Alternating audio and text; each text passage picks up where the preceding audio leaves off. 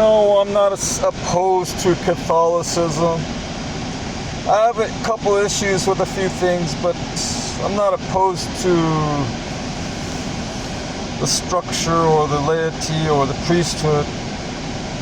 The only thing that I have questions about is the questionable areas that could be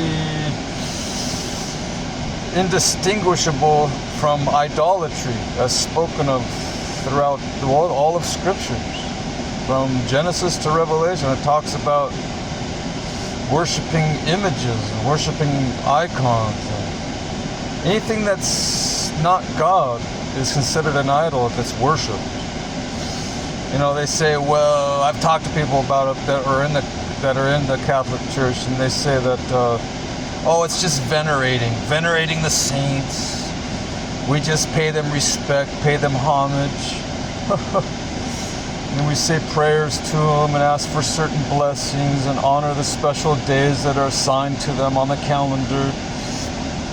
And we recognize Saint George, Saint Patrick, all the other saints. And,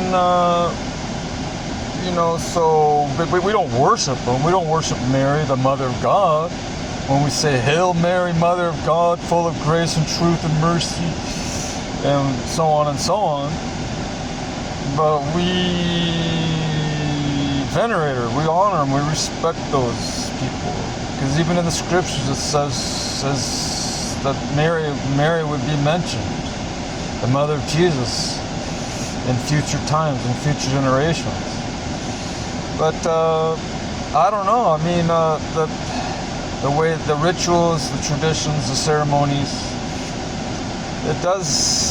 they're kind of cool, you know, for religious significance.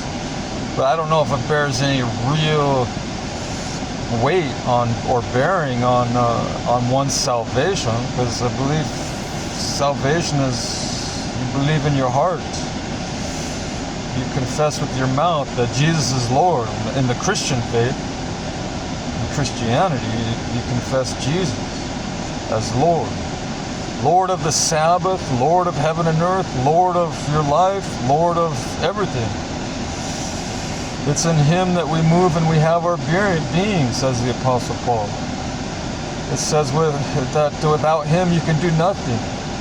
That He's the bread of life which came down from heaven. The bread of life.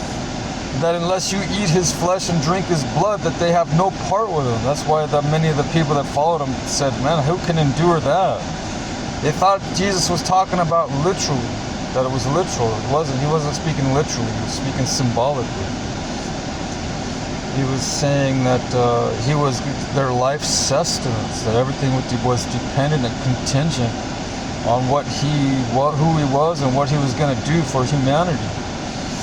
And shedding His blood for the guilty, for the blameful, for the accused, for the damned, for the condemned.